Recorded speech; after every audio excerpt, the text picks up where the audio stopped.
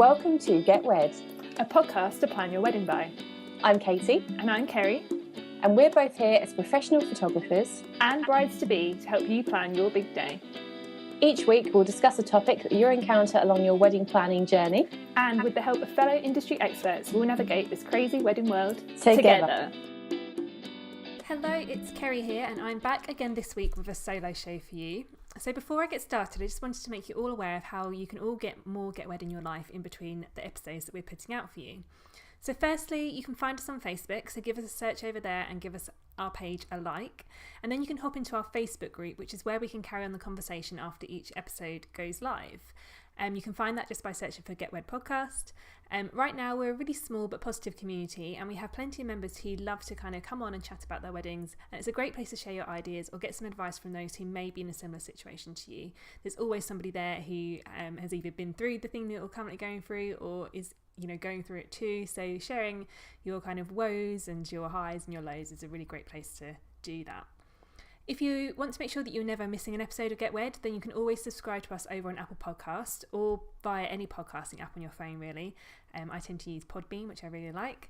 Don't forget, if you're going to do that, a review is always very, very welcome. It helps more people find us, so just make sure you're giving us a review if you're enjoying the show. And also you can hop onto our mailing list. You can find that via our website, which is getwedpodcast.co.uk. And just sign up on the main page there, and you'll get an email every time we post a new show or have something significant to let you know about. Basically, we won't spam you, but we'll keep you updated on anything Get Wed related. Lastly, we are also on Instagram, so you can find us over there, which via our username, which is Get Wed Podcast, all one word.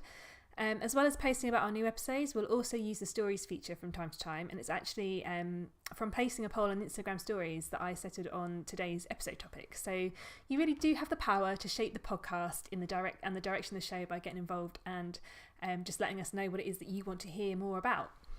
So like I mentioned, I put a poll onto Instagram last week to measure the popularity of 2 episode ideas that I was weighing up for the solo shows that I'm doing. The first one was how to get the most from visiting wedding fairs, and my second idea was tips for winter weddings. I waited a day or so, and then I checked back in to see which one was winning, and it seemed that winter weddings was way ahead. Not way ahead, it was about 62% of the vote, so that's the topic I'm going to go with this week. So the winter wedding topic couldn't be more perfect at the moment, and it's perfectly timed. The nights is now starting to draw in because the clocks have gone back. It's currently getting dark here at around 4 p.m. each day. It's getting colder, there's a lot more rain, it's generally a lot more dreary. And the commute to my garden office from the house in the drizzle isn't the best, so that's a new experience for me this winter. Basically, wherever you look, it's Christmas as well. The John Lewis advert's been released. There's been loads of Christmas adverts this year, which I'm actually really, really enjoying. But it basically means that we're heading headfirst into the festive period, whether we like it or not. So it's the ideal time, really, for me to bring up the subject of planning a winter wedding. And I thought for this episode, I'll just go through some tips and some ideas for those of you who are planning to get married in the colder months of the year. And maybe you'll hear something that you hadn't thought of, or you'll get a really fun idea from just things I've noticed and experienced from photographing weddings in the winter. So I've got a few things to get through. Hopefully I'll make it through everything, and I'll probably think of things as I go along as well. I have made a little list for myself, but let's get started. So the great thing about getting married in the winter is that you can really go to town on your wedding accessories. So I'm thinking, it's really cold weather outside. How about you get yourself one of those really gorgeous faux fur stoles to make sure you're warm when you go outside for your pictures. You could even go for a cape. Capes are becoming quite a fashionable statement. Kerrie, who was on our podcast last week talking about destination weddings, she wore this really gorgeous long lace cape on her wedding day. She actually made it herself because she's a very talented lady, but it looked incredible. And I think capes are something that are a little bit kind of out there, I guess. It's quite new to the wedding industry, but I think that we'll start seeing a lot more of them. So especially in the winter, it's going to be something to really cozy up and keep you warm. So think about a cape. It doesn't have to be like, a thick cape. You can go for a nice lace version like Kerrie did. You could even go for a leather jacket. I've seen lots of leather jackets recently popping up in bridal boutiques. I've seen loads on Instagram. You just go for a traditional black one. There's even some really gorgeous like pastel coloured ones about at the moment that I've noticed on ASOS, and even on Jack Will's website I noticed the other day had a really lovely leather jacket. And not only that, you can go for a leather jacket which is personalised to you. So some of the jackets that I've seen online have got painted writing on the back. So you can have one that says Mrs. and your new surname, or, you know, just anything that could be kind of drawn on the back. And that's just a really fun addition to your wedding outfit. So don't worry about, you know, just standing outside and freezing the cold. Do something cool, you know, go for a leather jacket, even a cardigan. I mean, I'm a big fan of a cardigan. Why can't we wear them with our wedding dresses? So don't feel like you just have to stand there and freeze. Think out the box and just try something a bit different. Or you can even go for a long sleeve wedding dress to give you a little bit of extra warmth there. And there's plenty of options to kind of fit in with the wedding theme throughout the winter. For men, this is a great time of year for them to really go to town on kind of the tweed or the woolen suits. Throughout the summer, usually it's a little bit warm to be wearing those sorts of outfits, but they can really go to town with that in the winter and keep themselves warm outside. And then you can steal their jacket if you're really cold. So, and on their wedding day, they're going to have to give it to you. So that's another option if you wanted to go that route. Perhaps men can even go velvet. That's quite fashionable at the moment. That would be really warm and toasty as well. And then don't forget about like your bridesmaids as well. So I had a really lovely wedding last year. It was New Year's Eve actually, and the bridesmaids were in really gorgeous sequin dresses. So they were really short actually, and they were freezing cold, but they looked incredible because it's just such a festive time of year. So they were just head to toe in these gorgeous sequiny dresses. So you know, don't worry about going for like a traditional wintry wedding colour. You can really go for the festive theme and just go sparkly. Why not? You might want to think about wearing tights under your dress if you've got a long dress. This is a great thing to do if you want to keep warm in the winter, because no one's going to be able to see what you're wearing on your legs anyway. So why not wear the thickest tights you can and keep yourself roasty toasty underneath. Same for your bridesmaids. If they're wearing long dresses, then they can maybe put some tights on underneath. No one's going to know, and you're going to just be quite smug about how warm you are. So that's a little tip for you there. You might want to think about having a second pair of shoes on hand as well, especially for when you're going for your pictures. This time of year is obviously a lot wetter, the ground is a bit muddier, your dress is going to get fairly dirty, and then if you've got some really expensive shoes, you might not want to ruin them.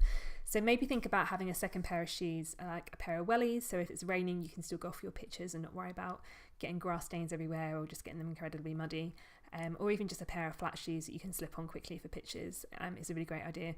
Having a second pair of shoes any time of year is something I always advise my couples to do, but especially in the winter, because you really don't want to be kind of traipsing mud back into your venue or getting wet toes because you've got open toe shoes or whatever.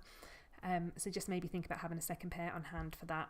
And you can do the same for your bridesmaids, groomsmen. Perhaps you could all be wearing wellies. It'd be quite fun for a picture. Just have a few thoughts about having a second pair of shoes ready for any eventualities there. If you're at the beginning stages of planning your winter wedding, then you may want to have a quick thought about your actual wedding venue. So if you're planning to get married in the depths of winter, you might want to consider the fact that you are probably quite likely to encounter some bad weather. So you might want to get yourself ready for any eventuality there. I'm thinking things like sleet, hail, snow, anything that might stop your guests from being able to get to your wedding venue easily. If you have your wedding and your reception all in one spot, it saves people from having to travel around. And also if you have a wedding venue with accommodation, then that means that those that are coming, if they do get snowed in or something, or the weather is really terrible, they can at least they know they haven't got to travel home in it and they can stay for the evening. So that might be something to consider if you're worried about the time of year and the weather. It just saves your guests from having to any extra stress of having to get to and from your wedding venue. You might also want to think about the travel situation between your ceremony and your reception if you aren't having them in one spot. So for example, if you're having a church wedding then going on to your reception venue, perhaps you should look for a venue which is fairly close to your church, which again is going to save any kind of terrible travel situations. Things always take much longer in the winter because of the weather. If it's bad on the roads, then it's going to take people longer to get from location to location. So minimising all that travel means you're going to lose out too much on time on your wedding day. So just consider that. I know there's been a few wedding photographers I know who've had really difficult situations with guests getting to ceremonies because of snow and all sorts.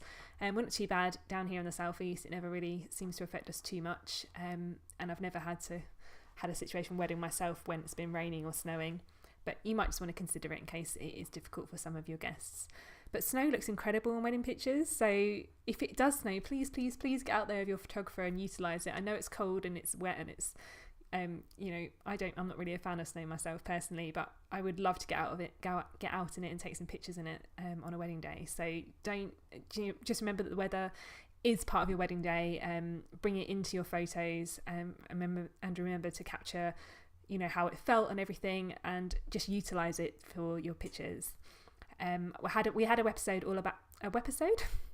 We had an episode in season 2, I think it was episode 6, all about preparing for bad weather on your wedding day, and that was more suited really towards summer weddings where it might be likely to rain, but still you can take some of the tips and ideas that we gave you in that episode and apply them to your winter wedding as well. There's lots of things you might want to think about, like double checking that your venue is going to be suitable for a winter wedding. You don't really want to be getting married in the middle of a field in a marquee in the middle of winter because everyone is just going to freeze to death. And maybe you should just make sure you've got lots of umbrellas on hand, so getting to and from venue receptions if you are travelling between, or even just having some umbrellas so you can get outside for pictures. Even if it's not all of your guests, at least you and your other half can go out for pictures with an umbrella. So just be willing to utilise the weather and don't be scared of it. It's all part of the winter thing, so go with it and have fun. Now this leads me nicely onto timing. Now, if you've listened to the podcast for a while now, you'll know that I bang on about timings on your wedding day so much, to the point where I probably just annoy people about it. But it's so important in the winter because we have reduced daylight hours in the winter, which makes your wedding day a lot shorter in terms of how much you have to fit in within a certain time.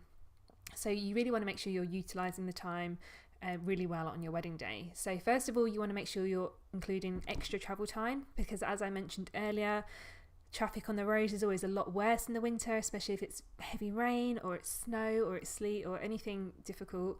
So you want to make sure you're giving yourself extra time to get to your ceremony and your reception, but not only you, your guests as well, because they're going to have to be traipsing through the same traffic as you are.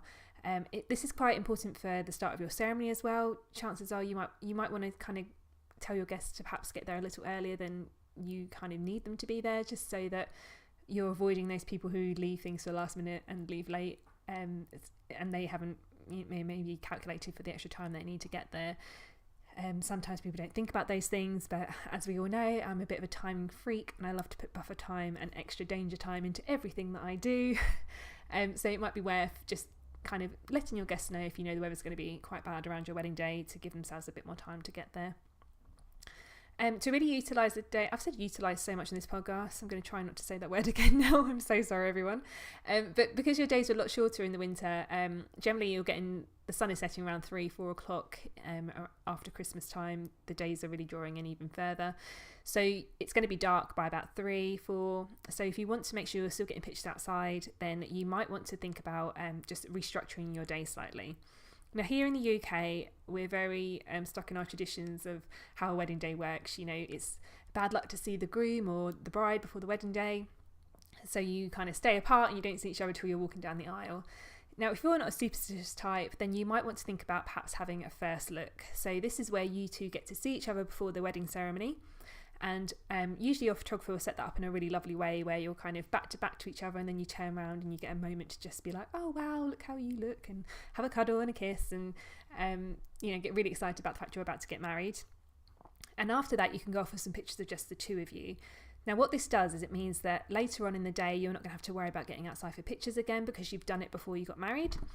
It means that you're not going to be taken away from your guests later in the day, and it means that you're not going to be stressing about timings and getting out there before you lose the light, because you've only got half an hour to an hour after your ceremony to get everything done. Going off for those photos is a really lovely way to reconnect with each other, get any nerves out and worries that you might have before the ceremony as well, and just have a nice chat, because you've kind of seen each other before the day, you're both there, and then you've got the excitement of the rest of the day to get through. We had a really great episode on this with Emma, who was a bride who had a first look for her wedding last November. I can't remember the episode at the top of my head, so I'll put it in the show notes, but it might be worth listening to if you're thinking about maybe going for the first look option. Another thing that Emma did whilst I'm here as well is that she and Will had all their group photos taken before the ceremony as well. So they had everyone who would have been involved in their group photos, so their immediate families, there waiting for them. We went off and we did their couple shots first, and then we came back, and then all their kind of important guests had arrived for their pictures. We did all their family combinations, and then everyone went inside the venue to wait for all the guests to arrive, and then they went and had their ceremony. What that meant was that after the ceremony, the only thing we really had to worry about getting done before we lost the daylight was having a confetti shot. And then actually we were really blessed that day because we had a really nice sunset out of nowhere, which we weren't expecting. So we got a few couple shots with that, but it just added to our kind of portfolio of images for them on the day. So it worked out really well to their advantage, and they got to spend the whole day with their guests, not worrying about having to go and take pictures and being taken away. So in the winter, that might be something to really think about if getting lots of photos is important to you. Maybe think about just restructuring your day slightly and going for a first look so that you make sure you've kind of got a nice portfolio of images and that you're not squeezing in, into half an hour, loads and loads of shots. And then also if the weather's bad and that's the only time you've got to get your photos, you might not get, a big variety of photos like you had expected. Another thing I quickly want to add to this point about timings on your wedding day is maybe to think about the time of your actual ceremony. So if you are aware that you're going to be losing the light by about 3 o'clock, 4 o'clock in the afternoon, perhaps you want to go for an earlier ceremony time to compensate for that. So rather than getting married at 2 or 3 o'clock, perhaps you should get married at 12 or 1 instead, to give yourself a little bit extra time there for photos if you don't plan to have the first look option. And that just means you're bringing your day forward slightly, so you're kind of extending your daylight hours, if you know what I mean. So that might be something to consider if you hadn't already thought about it. Right now we're in November, so it's getting very Christmassy, of course. Lots of venues will start decorating the spaces for Christmas-based weddings. Now this is great if you want a Christmas wedding and you don't mind having all those decorations in your photos. Some of you might want more of a timeless decor to be having your wedding alongside, or you might have a theme in mind already that has nothing to do with Christmas. If that's the case, you might need to speak to your venue and just ask them about what the situation is with the wedding decorations that they'll have up. Sometimes they might not be taking them down till after Christmas, like 5th, 10th of January, whatever. So if you're having a wedding early January but you don't want it Christmas themed, you might have to maybe negotiate the idea of having the decorations taken away for your wedding day. Some venues will have really big Christmas trees in their lobbies and things, so that might be a bit more difficult to deal with. So you might just want to think about whether you want to incorporate Christmas or not, and that might decide when in the year that you do plan your wedding. And perhaps rather than going for December or early January, you'll have your wedding kind of February or late January instead. Or obviously apply this to wherever you are in the world. I'm kind of gearing this towards UK weddings right now, but obviously winter might be a completely different time of the year elsewhere, so that might not even worry you. But you might just want to double check the Christmas thing. And also if you are going for Christmas and you do want decorations, you might just want to check that their style of decoration is the kind of thing that you want. Perhaps you're not into a tacky Christmas style, you're into more of a modern and sleek Christmas style, so you might just want to ask what their decorations are like, or look at some photos of their winter weddings from the previous year to see whether their style is going to match along with your style, and whether you can make the two work together. So let's move on to talking about your guests. So the great thing about Christmas weddings is that you can do something really different and really kind of make your guests feel warm and welcome and part of this cosy wedding-y atmosphere that you're creating. You might want to think about your welcome drinks after your ceremony, rather than doing the traditional champagne or prosecco or beer or whatever it has seemed to have been in the summer. You can go for things like mulled wine or cider. You can go for winter pims. You could even do liqueur coffees, hot chocolates, or a tea and normal coffee station. All these things are going to be so well received by your guests, especially if they're chilly and cold, and they enjoy hot drinks. I don't drink hot drinks myself, so maybe you should have a cold drink option just in case. But it's a nice way of welcoming people in from the cold and warming them up, ready for the drinks reception. And it just kind of adds to that cosy Christmas, and not even Christmassy, but cosy wintry feel to come in off the cold and have this nice warm atmosphere to walk into. You might want to remember that even though you're getting married in the winter and it's going to be very, very cold, your wedding venue will probably be very warm inside. So going back to your accessories and what you're wearing on your wedding day, if you are wearing those thick tights under your dress, you might want to whip them off when you get inside to your venue, because you're going to start getting very warm very quickly. And again, you can take off your jackets and things if that's the case. But you just need to remember that it's going to be very warm inside. So you might want to maybe see if you can turn the temperature down if people are getting a bit too hot, especially if you've welcomed them with all those hot drinks and now they're roasting. But just remember that although you're going to be very cold outside, it'll be very warm inside, so it'll be a day of kind of two extremes really. So if you are going out for photos, just keep in mind in your head how warm it's going to be when you get back inside. You always appreciate the warm when you come in from the cold, so that's something to think about. And with your winter wedding, with the styling and everything, this is where you can get really cozy and really create a really fun and nice atmosphere for your guests. So you can go and start using candles for that nice flickering kind of evening-y feeling to your reception. Maybe have some blankets dotted around for people if they're going to pop outside. You might have some smokers who are going out and need something to cozy up in. You can really decorate with rich colours like velvets and like deep kind of reds and burgundies, greens, blues.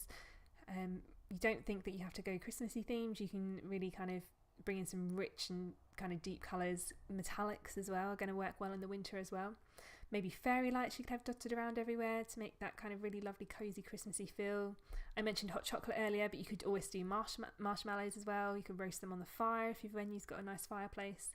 So think about all these things that you can do to bring the Christmassy atmosphere into your wedding day. Not Christmassy, sorry, wintry atmosphere into your wedding day. I've got Christmas on the brain because it's just around the corner. But these are all the things you can do to really invite your guests in to that nice warm atmosphere of your winter wedding. Going back to photos for a moment, you can really utilise the darkness on a wedding day as well in the winter.